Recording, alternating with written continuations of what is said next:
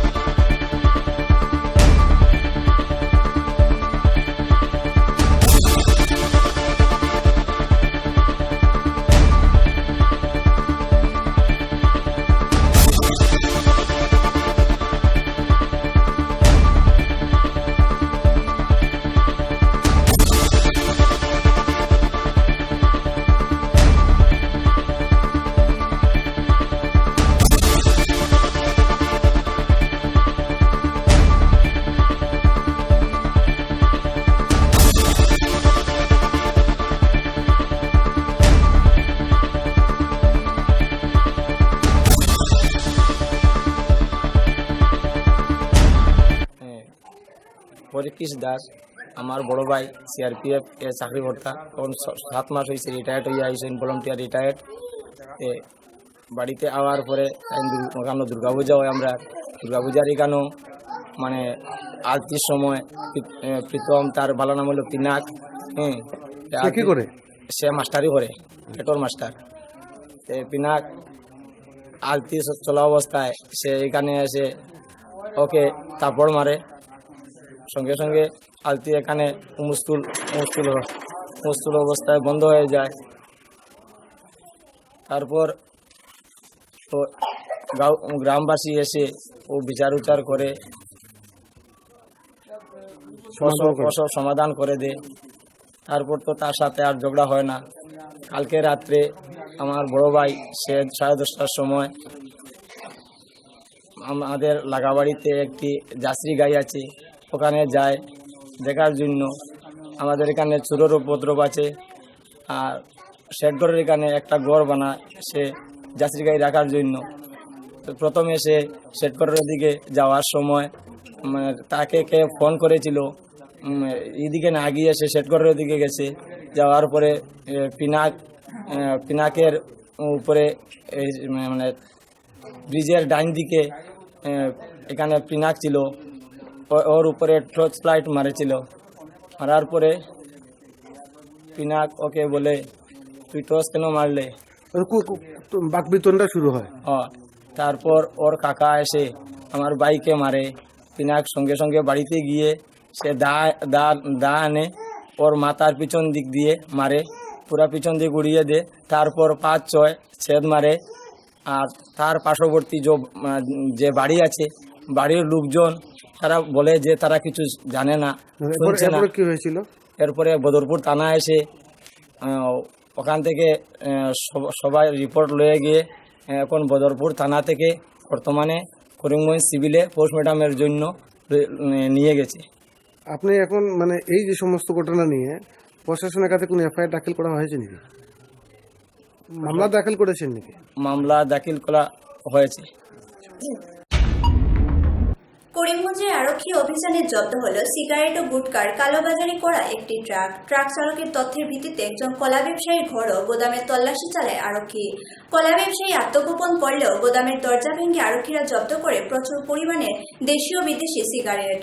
প্রায় 1.5 মাস ধরে প্রথম ও দ্বিতীয় পর্যায়ে লকডাউনের মধ্যে চোরাই পথে পাচার সিগারেট ও গুটকা দ্বিগুণ দামে বিক্রি করে করিমগঞ্জ প্রশাসন ও যোগান বিভাগে যা পারেনি তা অবশেষে আরক্ষীরা করে দেখালো।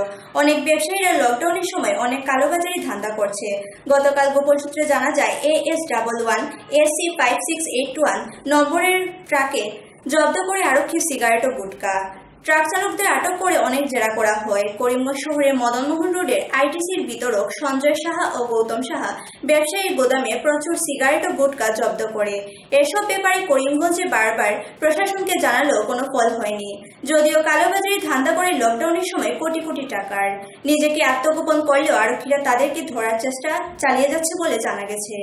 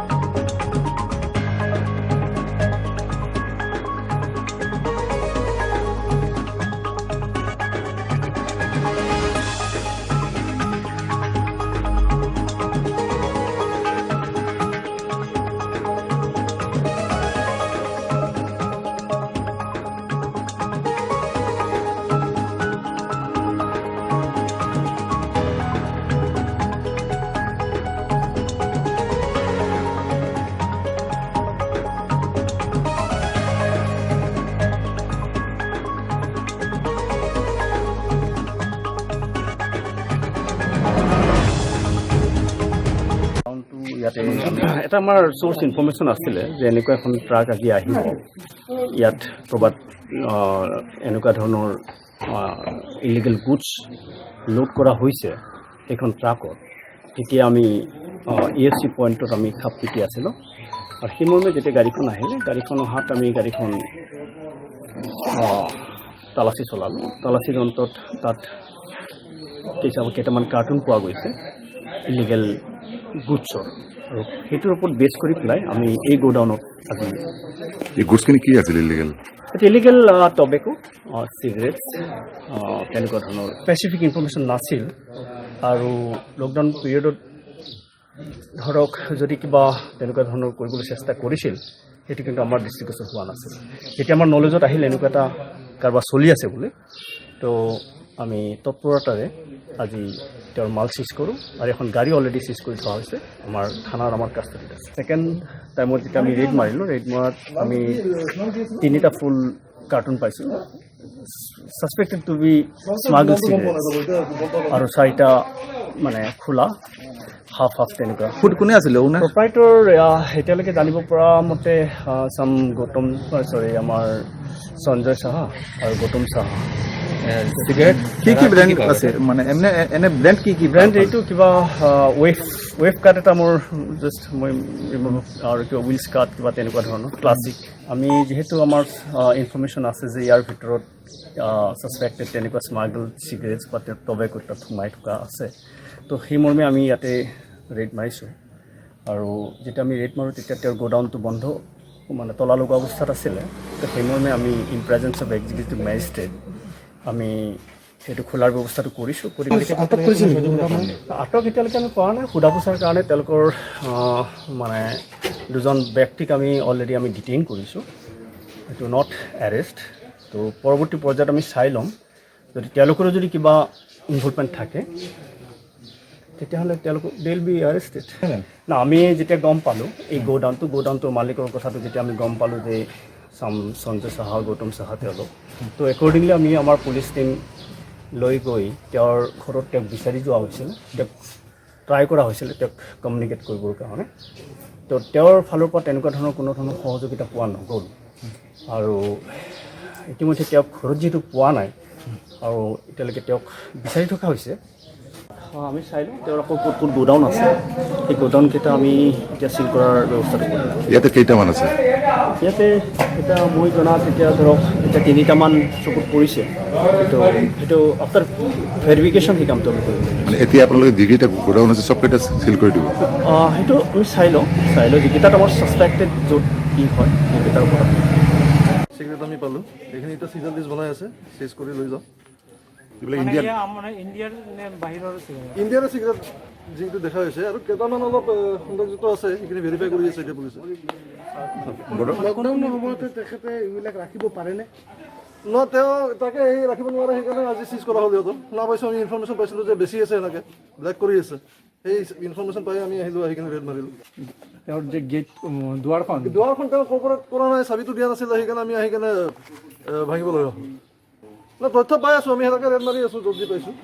একদিন বাকি লকডাউন খোলার কালকে আপনারা আজকে এসেছেন যত যে ইনফরমেশন পাইছোঁ আমি রেড মারিয়ে আছোঁ, ধরি আছোঁ। টুকটুক চালকদের আজ জানানো হয় যে কোনো টুকটুকিতে 2 জন যাত্রী নিয়ে যাতায়াত করতে পারবে, আর এই নিয়ম যদি কেউ অমান্য করে তাহলে টুকটুক অ্যাসোসিয়েশনের পক্ষ থেকে 5 দিনের জন্য সেই টুকটুকটি সিজ করে রাখা হবে, তা নিয়ে উল্লেখ করলেন টিটন পুরী।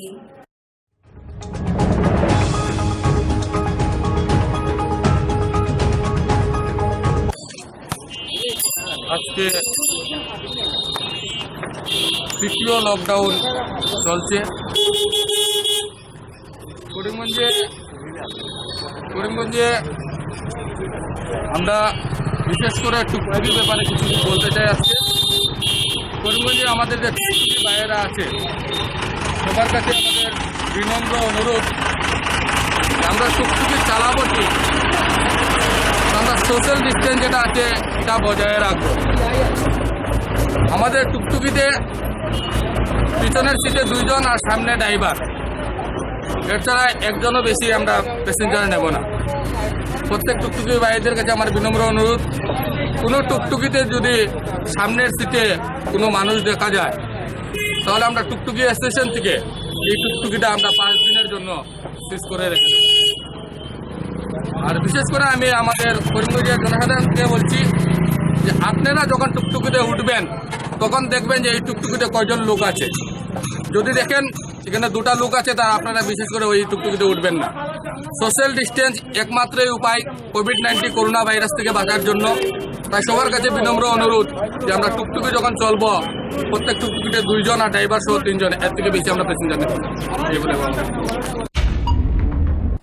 আসাম ত্রিপুরা রাজ্যের বহু মানুষ যারা লকডাউনে দুরাজ্যে পড়েছিলেন তাদের নিজের রাজ্যে ফিরিয়ে দেয় উভয় রাজ্যের প্রশাসন। করোনা ভাইরাসের প্রাদুর্ভাব পূর্বেই আসামের বহু লোক পারিবারিক সূত্রে ত্রিপুরাতে অবস্থান করেছিলেন এবং একইভাবে ত্রিপুরা রাজ্যের মানুষও আসামের বিভিন্ন জেলায় অবস্থান করেছিলেন। সকাল 6টা থেকে রাত 10টা অবধি আসামে আটকে পড়া ত্রিপুরার বাসিন্দারা প্রায় 80 জন ত্রিপুরাতে প্রবেশ করতে সক্ষম হন। অপরদিকে ত্রিপুরাতেও একইভাবে আটকে পড়া আসামের বিভিন্ন জেলায় 77 জন মানুষ ত্রিপুরা থেকে আসাম ফেরত যান। ত্রিপুরা থেকে ভানুচন্দ্রের প্রতিবেদন।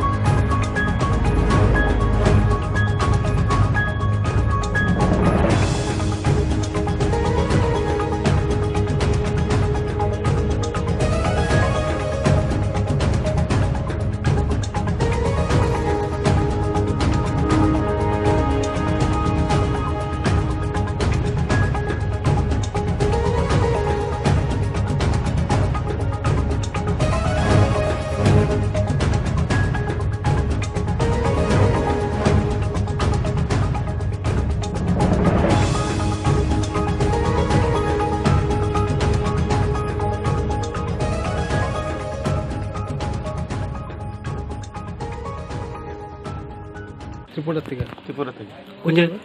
যেমন ফুয়া যেমন আসাম। আসাম কোনো স্ক্যানিং হয়েছে নি? না এমনি তো ইয়ে করছে না, এমনি মেডিকেল কোড রয়েছে, আসাম গেট। আসামে মেডিকেল করা হয়েছে। আচ্ছা আচ্ছা। পুরা ধর্মনগর জেলাবাসার থেকে আইছি, মানে বাবার বাড়ি গেছিলাম। ত্রিপুরা গেটে চেকিং করা হয়েছে, অথচ আসাম গেটে চেক করা হয়েছে। আমার কোনো প্রবলেম নাই, আমি যেটা আমার শ্বশুর বাড়ি একবার করা হয়েছে? হ্যাঁ, ত্রিপুরা গেটে স্ক্যানিং করা হয়েছে, অথচ আসাম গেটে স্ক্যানিং করা হয়েছে, কোনো প্রবলেম নাই। না, কোনো প্রবলেম নাই। করোনা মোকাবেলায় গ্রামগঞ্জের লোকেদের কাল থেকে থার্মাল স্ক্রিনিং করা হবে। কার্যক্রম হাতে নিয়েছেন জেলা পরিষদ। জেলা পরিষদের আওতাধীন যতটা জিপি রয়েছে প্রতিটি জিপির বাসিন্দাদের থার্মাল স্ক্রিনিং করা হবে। স্ক্রিনিং এর জন্য থার্মোমিটার আবশ্যক। এই থার্মোমিটারের মাধ্যমে ব্যক্তির শরীরের তাপমাত্রা অধিক না কম রয়েছে তা ধরা পড়ে। করিমগঞ্জের সাংসদ কৃপানাথ মালের হাত দিয়ে আনুষ্ঠানিক সূচনা হয়। বিতরণ কর্মসূচিতে করিমগঞ্জের উপায়ুক্ত আনবামুথান এমপি, ডিডিসি রঞ্জিত কুমার লস্কর, জেলা পরিষদ চেয়ারম্যান আশিস নাথ সহ সংবাদ কর্মীরা উপস্থিত ছিলেন।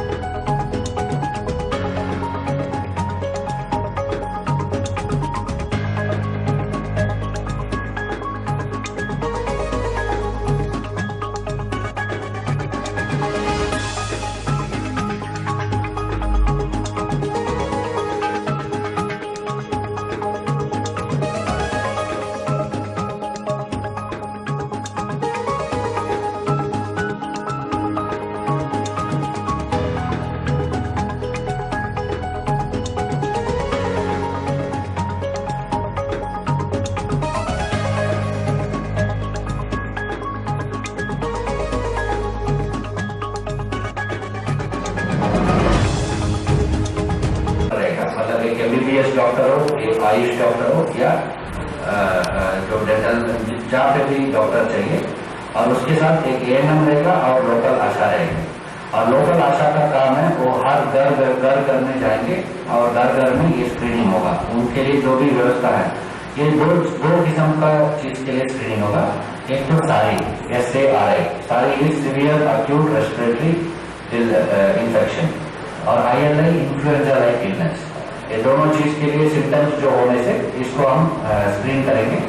स्क्रीन करके जो गूगल स्प्रेडशीट में उसी दिन का जो भी जिसका भी सिम्टम्स है उसका एंट्री किया जाएगा, और एंट्री करने के बाद अगला दिन उसको जो लोकल कम्युनिटी है, कम्युनिटी मतलब वार्ड मेंबर हो, प्रेसिडेंट जो भी नजदीक वाला, उन लोगों को इंश्योर करना है होम क्वारंटीन में वो फैमिली रहेगा।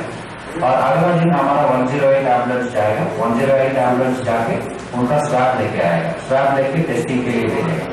टेस्टिंग में कोविड नेगेटिव आ जाएगा तो उसके बाद मान लीजिए 2 सिनेरियो है।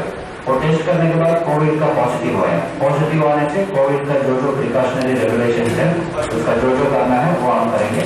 उनको क्वारंटीन में ले जाएंगे और अपना सबका स्वाब लेंगे और उनका इंस्टीट्यूशनल क्वारंटीन में रखेंगे और पेशेंट को ट्रीटमेंट में लेके जाएंगे।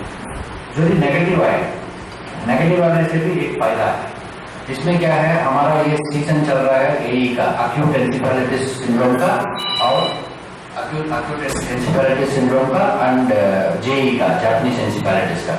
सो इसके लिए भी हम मलेरिया और ये तीनों के लिए भी हम टेस्ट करेंगे। इसकी वजह से हमारा क्या है, थोड़ा हेल्थ का पोजीशन अच्छा हो जाएगा।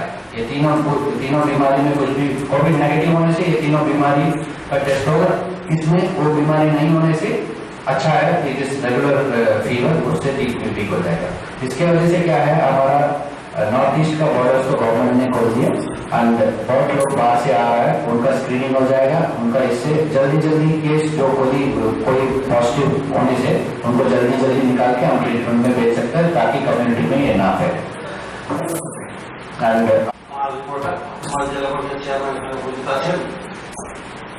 আমাদের করিমগঞ্জে দুটা পাওয়া গেছে কোভিড-19 পজিটিভ, এবং বিশেষ করে আমরা এর জন্য বেশি একটু অসুবিধা তো আছে।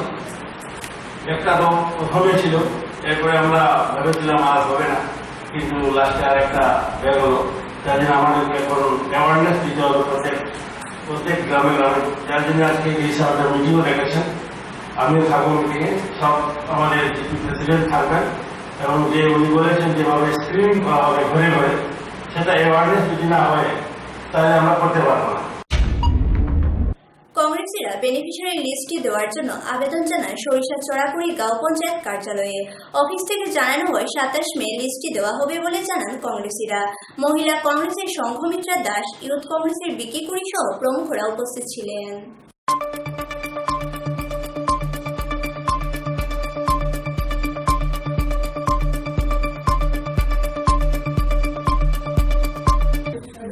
সরিষা চড়াকুড়ি জিপিতে যখন লকডাউন চলাকালীন অবস্থায় সরকারের রুলস অনুযায়ী জিপিতে এসেছিল যাদের কার্ড নেই, কার্ডবিহীন যারা লোক আছেন, রেশন কার্ড যাদের নেই, ওদেরকে 1000 টাকা করে দিতে, এবং পপুলেশন অনুযায়ী দিতে, 100 জন হোক, 80 জন হোক, 200 জন হোক। সেই পপুলেশন অনুযায়ী আমাদের সরিষাতে 200 জনকে 1000 টাকা করে দেওয়া হয়েছে যাদের কার্ড নেই। কিন্তু আমরা বিগত কদিন থেকে সরিষা চড়াকুড়ি জিপিতে সেক্রেটারি মহোদয়কে আমি এবং সমাজসেবী বাপন দেবনাথ এবং ইউথ কংগ্রেসের অ্যাসেম্বলি প্রেসিডেন্ট বিকি কুড়ি, আমরা বিগত কদিন থেকে এই জিপির সেক্রেটারি মহোদয়কে বলছি যে আপনি আমাদের এই বেনিফিশিয়ারি লিস্ট আমাদেরকে দেখান যাদেরকে এই টাকাগুলো দেওয়া হয়েছে। তো উনি বিগত কদিন থেকেই আজকে দেব, কালকে দেব, পরশু দেবো, এরকম উনি করছেন। তো ওনাকে লাস্ট আমি এপ্রিল মাসের 30 তারিখে ওনাকে আমি বলি যে আপনি আমাকে লিস্ট দেবেন কি না রাস্তাতে পেয়ে, এবং ওনাকে একটা আমি লিখিত পিটিশনও দিই। উনি তখন বলেন না, আমি আপনাকে কিছু বলতে পারবো না, প্রেসিডেন্টের সাথে কথা বলে আপনাকে বলবো, আপনি সোমবারে অফিসে আসবেন। এই কারণে আজকে আমি সোমবারে অফিসে আসি, এবং উনি আমাকে বলেন যে উনি বোর্ডে 25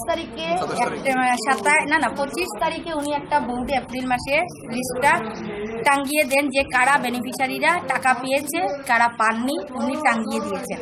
কিন্তু আমার প্রশ্ন হলো গিয়ে উনাকে বলা হয়েছে যে এই লিস্টটা যখন আপনার কাছে আছে তাহলে আপনি এই লিস্টটা আমাদেরকে দিন। ওনার নোটিশ বোর্ড থেকে এই লিস্টটা ছিঁড়ে নেওয়া হয়েছে। তো ওনাকে অনেক প্রেশার করার পর উনি বললেন যে এটা লকডাউন চলার পর উনি আমাদের হাতে বেনিফিশিয়ারি লিস্ট দেবেন। কিন্তু তারপর অনেক ক্রস হওয়ার পর উনি 27 মে আমাদেরকে এই লিস্ট দেবেন এবং বোর্ডে টাঙিয়ে দেবেন বলা হচ্ছে। কিন্তু আমার কাছে একটা সিম্পল প্রশ্ন আপনাদের কাছে তুলে ধরছি যে সরকারের রুলস অনুযায়ী যাদের কার্ড নেই ওদেরকে দেওয়া হবে 1000 টাকা করে, এবং ওনারা সুন্দরভাবে এটা বলছেন বন্টন করেছেন। ওনারা যদি সুন্দর করে এই জিনিসটা বন্টন করে থাকেন তাহলে উনার কাছে সেক্রেটারি মহোদয়কে এতগুলো মানুষ প্রেসার করা হচ্ছে, এতভাবে বলা হচ্ছে, তারপরও উনি কি কারণে এই লিস্টটা আমাদেরকে দিতে এত দিন পিছিয়ে যাচ্ছেন এবং পিছাচ্ছেন, কি ব্যাপার এগুলো আপনারা নিশ্চয়ই বুঝতে পারছেন এবং বুঝার ব্যাপার। যে লিস্টটা যদি সুন্দরভাবে বন্টন করে তাহলে সিম্পল এই নোটিশ বোর্ডে টাঙিয়ে দেবেন এবং আমাদের হাতে একটা লিস্ট দিয়ে দেবেন। এটাতে এত দিন গড়াচ্ছে কেন বা গড়াচ্ছেন কি কারণে জানি না, কিন্তু 27 মে আমরা এই লিস্টটা পাবো, তখনই বোঝা যাবে কি হচ্ছে বা কি না। কারণ যখন আমরা লিস্ট পাবো তখনই বুঝতে পারবো যে এই সরিষা জিপিতে সঠিক বেনিফিশিয়ারিটা পেয়েছে কি না। সরিষা চোরাপুরি জিপি প্রেসিডেন্ট মৃণাল কান্তি দাস বললেন, যে কোনো ভালো কাজ করতে গেলে কিছু লোকেরা বাধা দেওয়ার সৃষ্টি করে, তা নিয়ে তিনি উল্লেখ করলেন। ওকে, গাঁও পঞ্চায়েতের আচ্ছা আচ্ছা একটা নিউজ আমরা গত সপ্তাহে দেখলাম। এই নিউজটা দেখে মনে খুব দুঃখ লাগলো। কথাটা ক্লিয়ার না? হ্যাঁ, এই কথাটা শুনিয়ে আমাদের মনে খুবই দুঃখ লাগলো যে কিছু সংখ্যক লোক আমাদের এই জিপিতে আছে, এরা কোনো ভালো কাজ করতে গেলে এরা বাধার সৃষ্টি করে এবং আমাদের 14 মাইনাস থেকে দরিয়া যেগুলা কাজ আমরা করার যাই এগুলার উপরে তারা বাধা সৃষ্টি করে এবং এই জিপির উন্নতি এরা কোনো ধরনের এরা উন্নতির দিকে নয়। তারা হইল গিয়ে চিন্তাধারাটা হইল গিয়ে একটা প্রেসিডেন্ট, একটা সেক্রেটারি, একটা মেম্বার এরার এগেনস্টে লাগতো এবং একটা কাজে একটা ব্যাঘাত সৃষ্টি করতো। কোনো আমরা 14 মাইনাসের টাকা আমরা 25% ছাড়ছি, কিন্তু এটার এগেনস্টে তারা একটা গ্রুপ বানাইছে 25% টাকা ছাড়িয়ে আমরা 75%, 80%, 100% যারা আমরা রাস্তা কমপ্লিট করছি। তদুপরি আমরা এগেনস্টে ITI মারাবর, আমরা এগেনস্টে আমরা কমপ্লেন করাবর, কিন্তু কমপ্লেনের তো কোনো ভ্যালুলেস। এগুলা যে এই ধরনের তারা যে কথাবার্তা কয়, একটু চিন্তাধারা করিয়া কথাবার্তাটা কইলে বোধ হয় আজকে গ্রামের মানুষের লাগি তারা বলা। তারা আজকে আমরা ইলেক্টেড হয়ে আইছি, আমরা 5 বছরের লাগি আইছি, আমরা করি। তোমরা যদি কোনো ধরনের কোনো প্রশ্ন থাকে বা কিছু জানার থাকে ওপেনলি প্রেসিডেন্টের সাথে আলাপ করতে পারো বা সেক্রেটারির সাথে আলাপ করতে পারো। আমরা গাঁও সভা করি, গাঁও সভার মধ্যে প্রত্যেকটা স্কিম আমরা গাঁও সভাতে নিয়ে আমরা অ্যাপ্রুভ করি, কিন্তু এই গাঁও সভাতে আইও তো তোমরা আপনারা প্রশ্ন করতে পারো। কিন্তু এইভাবে যে আজকে গভর্নমেন্ট এমপ্লয়ি একজন আছে, GRS আছে, GPC আছে, সেক্রেটারি আছে, সেক্রেটারি আর হইল গভর্নমেন্ট এমপ্লয়ি, আজকে আছে কালকে নাই। এরা এই ধরনের বিরোধিতা দেখার পরে এরা মনের ভিতরে বিদ সৃষ্টি হয়ে যায় গিয়া, এরা কাজ করার কোনো মেন্টালিটি তারা থাকে না। কিন্তু আজকে একজন সেক্রেটারি তারা ট্রান্সফার করানো হয়ে গেল কি কাজ করলো না, তার কিন্তু ব্যাপার না। কিন্তু ব্যাপারটা হলো কি আজকে যেন আমরা যেন 5 বছরের লাগে যেন আমরা আইসি, আজকে আমরা অবস্থাটা কিতে হইয়া দাঁড়াইব। আজকে আমরা রাস্তাঘাটে দাঁড়াইতাম পারি না, যাইতাম পারি না, কিছু আমরা টেকনিক্যাল প্রবলেমও আসিল, কিছু লকডাউনে আমরা কাজকর্ম ব্যাঘাত হয়েছে, আমরা কাজকর্ম করতাম পারছি না, হেড পজিশন হয়ে দিয়েছে। কিন্তু সম্পূর্ণ টেকাগুলো আমরা জিপিতে আমরা আছে, অ্যাকাউন্ট আছে, কেউ টেকা এখান থেকে মারিয়া খাইছে না। কেউ যদি জানা থাকে তাহলে এই ধরনের মেসেজ না দিয়া আমরা সামনে আইয়া আমরা সাথে ডাইরেক্টলি কথাবার্তা করো, আমরা খুশি মনে তারা আমরা উত্তর দিব, তারা বুঝিয়া যাও। এরপরে আমার কাছে ইনস্ট্রাকশন হয় না যদি তারা যাও, আমরা CO আছে, BDO আছে, DC আছে, তারা যাও, কোনো অসুবিধা নাই। এই যে স্যানিটেশনের ব্যাপারে 4,000 টাকা করে দেওয়া হয়েছে, আমরা কোনো ধরনের স্যানিটেশনের কোনো পয়সা আমার কাছে আইছে না। এখন আমরা যে ট্যাক্স কালেকশনের পয়সা আসিল, আমরা এই টাকাটা আমরা 4,000 টাকা করে 10টা ওয়ার্ডে আমরা মেম্বার সকলটা দেওয়া হয়েছে, তারা ড্রেন পরিষ্কার করতো। তদুপরি দেখা গেছে কি এই লকডাউনের সময় কোনো ধরনের কোনো লেবার আন না, কিছু না, লেবার পাওয়া যান না, আইলে গেলে 500 টাকা হাজিরা, এবং এটা তো নিয়ম না। তখন তারা ব্লিচিং পাউডার তারা ইউজ করছে, কিছু ঝাড়ু মারছে, পরিষ্কার করছে, তারা নিজেরা ইউজ করছে। এগুলো আমরা ফটো আছে, আমরা ফটো দেখাই দিলাম। আর যদি ড্রেন পরিষ্কার তারা কিছু কেউ করছে, কেউ করছে না করছে, লকডাউন খুললে পরে তারা করবো। আর যে জাবরাটা তারা দেখাইছে ফটোর মধ্যে, এই জাবরাটা আমরা পরিষ্কার করবার কোনো কথাই নাই। এই জাবরাগুলো হয়েছে কিনা যে একটা পার্সোনাল একটা মানুষের তার নিজস্ব জায়গা, এবং তার জাবরাগুলো ফালার বা তার পাড়ার মানুষের যদি এখানে ফালাইয়া দেখে, তার জাবরাটা আমরা পরিষ্কার করার কথা না। কিন্তু এই জাবরাগুলো দেখানো হয়েছে যে এই জাবরাগুলো আমরা পঞ্চায়েতের জাবরা, আমরা পঞ্চায়েতের রোডের মধ্যে কোনো ধরনের জাবরা নাই। পঞ্চায়েতের রোডের মধ্যে আমি প্রত্যেকটা দিন আমি প্রত্যেকটা ওয়ার্ডে আমি ঘোরাঘুরি করি, হয় আটিয়া যাই না, মোটর সাইকেলে যাই, প্রত্যেকটা ওয়ার্ডও যাই। আমার এইভাবে আমার চোখে পড়ছে না যে কোনো ওয়ার্ডও আমার জিপির মধ্যে যে একটা রাস্তার মধ্যে করা আছে, ওই যে জাবরা কিছু স্ট্যাক মারা আছে, ড্রেন থেকে উঠে জাবরা রাখা হয়েছে, এই ধরনের নেই। আর আজকালকেও আপনারা জানেন 500 টাকার নিচে কোনো হাজিরা নেই। 4000 টাকা দিয়া কতক্ষণ জায়গা কাজ করবো, এটাও তো সম্ভব না। তারা ব্লিচিং পাউডার দিছে, বাকিটা তারা কিছু কিছু করছে, কিছু কিছু করছে, পরবর্তীতে করবো। আর 100 টাকা করিয়া প্রেসিডেন্টে খাইছে, পার ওয়ার্ডে 100 টাকা করিয়া প্রেসিডেন্টে খাইছে, সেক্রেটারি খাইছে। এটা একটা হাস্যকর ব্যাপার। কথাবার্তা কইতে গেলে একটা শালীনতা বজায় রেখে কথাবার্তা করাটা উচিত, কিন্তু আমরা চাই না তার লগে। পরবর্তীতেও আমরা স্টেটমেন্ট দিছি না যে তারা এই ধরনের পদার্থ নাই যে তার কাছে আমরা পাল্টি একটা আমরা দিতাম। দরকার না, আমরা প্রয়োজন মনে করছি না যে তারা আমরা এই ধরনের রিপ্লাই দিতাম। একটা কথাবার্তা কইছে যে একটা প্রেসিডেন্টে 1 ওয়ার্ড থেকে 100 টাকা করে খাইছে, এটা একটা যুক্তিসঙ্গত কথা। আমরা নিজের পকেট থেকে আমরা রিলিফ দেই, আমরা মেম্বারে লইয়া বা আমরা নিজেরা প্রেসিডেন্টে, একটা প্রেসিডেন্টে তার ওয়ার্ড থেকে কি পরিমাণে রিলিফ দেয়, আর একটা ওয়ার্ড থেকে 100 টাকা করিয়া খাইব, একটা জ্ঞান থাকা দরকার ছিল এইভাবে কথাবার্তা হওয়াটা। যাই হোক, যা হইবার হয়েছে আপনার কাছে আমরা অবগত করলাম। আপনারা জিনিসটা পাবলিকের সামনে করিয়া রাখুন যেন। আর আমি পাবলিকের কাছে ওটাই অনুরোধ করি, কেউ যদি এই দুষ্ট চক্রর জালো না করিয়া কেউ যদি কোনো কিছু জানার ইচ্ছা থাকে, তাহলে আমরা কাছে সরাসরি আয় যেন সেক্রেটারি আছে। এখন তো লকডাউন, অন্তত আজকে থেকে মোটামুটি একটা অফিস করতাম আমরা অফিসে ডেইলি পাইব। আমরা কাছে যে কোনো জনসাধারণ আয় যেন আইয়া আমরা কাছে জানে যেন।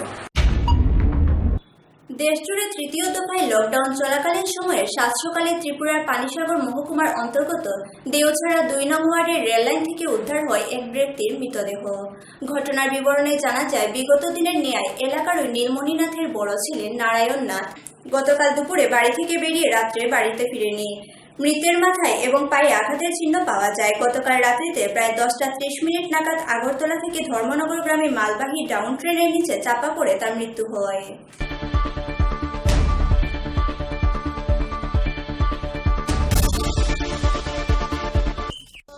কি নাম আপনার?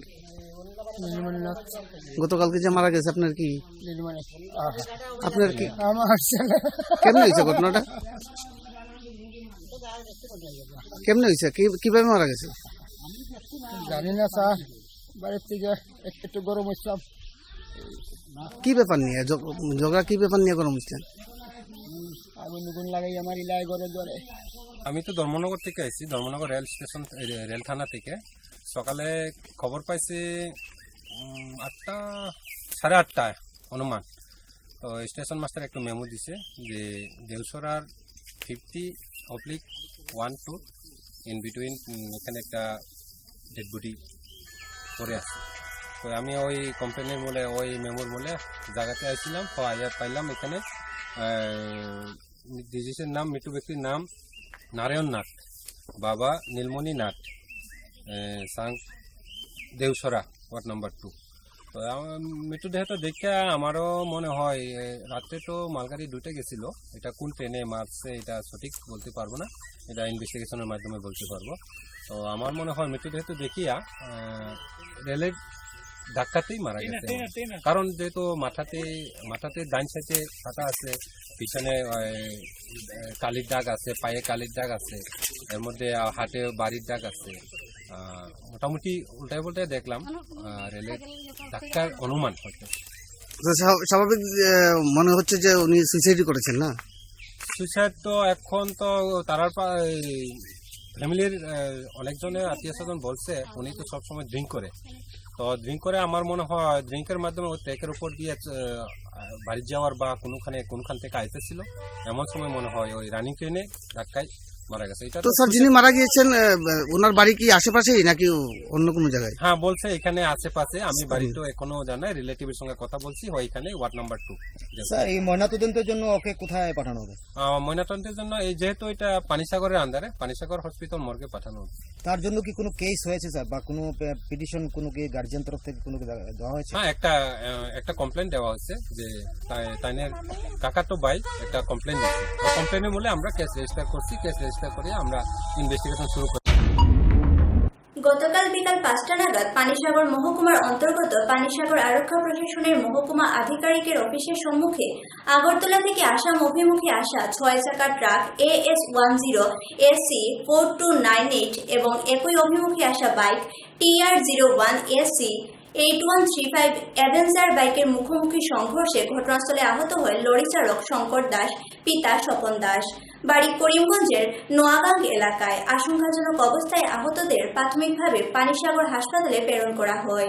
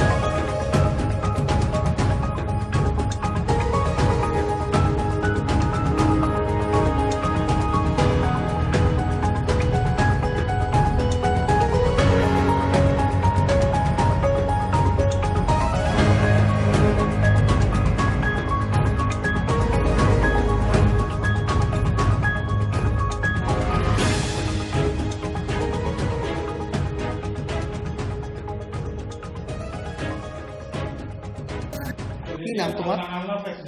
কি নাম? আব্দুল আইনুল হক, নাম লাগাপড়া আব্দুল বললাম। কোন জায়গার বাড়ি? করিমগঞ্জ। তোমরা কোন জায়গা থেকে আইতাছো? আগরতলা থেকে। এখন এখানে গাড়ি তার কে কে ছিল? জি, গাড়ি তার কে কে আসতো? আমরা দুইজন। আর কে? ড্রাইভার আমি। ড্রাইভারের নাম কি? শঙ্কর। শঙ্কর কি? শঙ্কর দাস। শঙ্কর বাড়ি কোন জায়গায়? বাড়ি নগাঁও। ওই নোয়াগাং ধর্ম জি না, কাকার নাম। কাঁচার নোয়াগাং। তো এই অ্যাক্সিডেন্টটা কিভাবে করছে? স্যার আপনি কইতে পারেন? গাড়িতে কোনো লোড আসলো না? জি না, খালি গাড়ি। কেমন হয়েছে অ্যাক্সিডেন্টটা? বাড়ি করা তো উচ্চ কইতে পারেন স্যার। চালানিতে আসলো তুমি না ড্রাইভার আসলো? স্টুডেন্ট জানি এটা হেডটা ধরে। এই চালাইছে?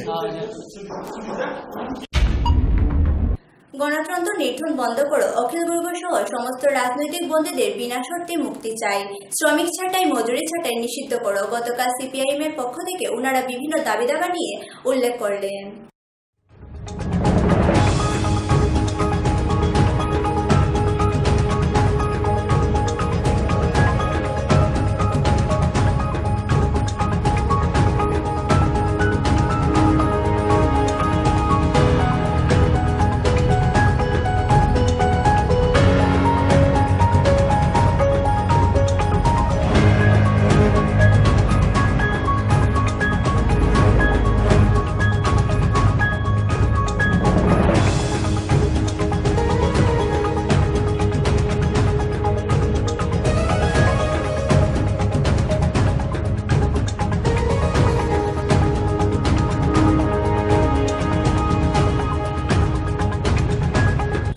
সমস্ত রকমের চাকরি থেকে সরিয়ে দেওয়া সমস্ত পদক্ষেপগুলো নিষিদ্ধ বলে ঘোষণা করা হবে।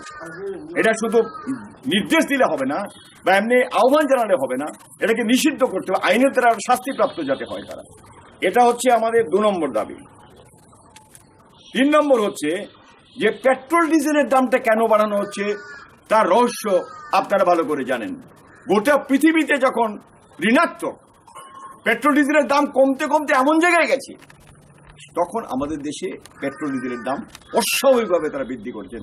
আমরা বারবার কমিউনিস্ট পার্টি বলে আসছি, আমাদের পার্টি বলে আসছি যে এখানকার অর্থনীতিটি হচ্ছে ওটা আগের সরকারও করতো, এই সরকারও সেটা বহাল রেখেছে।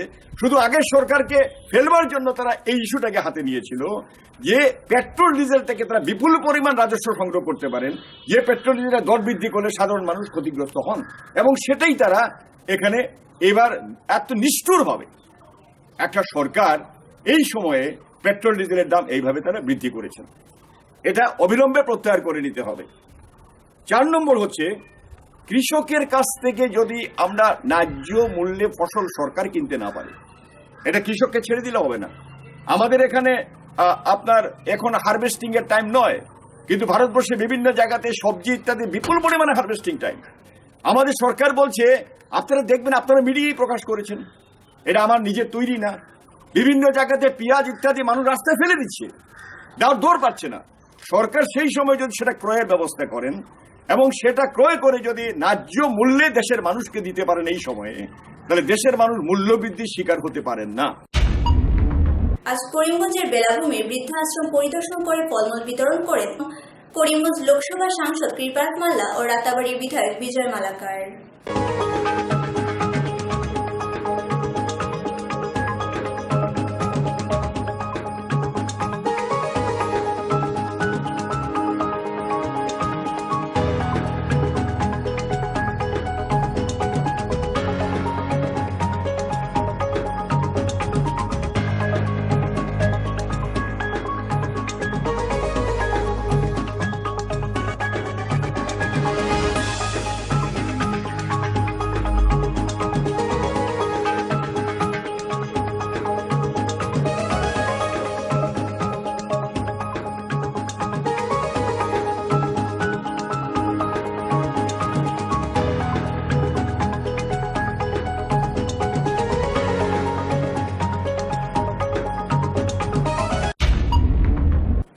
কোভিড-19 বৈশ্বিক সংকটের মধ্যে 2020 সালের 4 মে বিএন বর্ডার সিকিউরিটি ফোর্স মারাত্মক করোনা ভাইরাসের বিরুদ্ধে লড়াইয়ে করিমগঞ্জ সিভিল হাসপাতালে সহায়তা করার জন্য মাইস্ট্রি ক্যাম্পে রক্তদান শিবিরের আয়োজন করে করিমগঞ্জ জেলাটিকে সবুজ অঞ্চল হিসেবে ঘোষণা করা হয়েছে।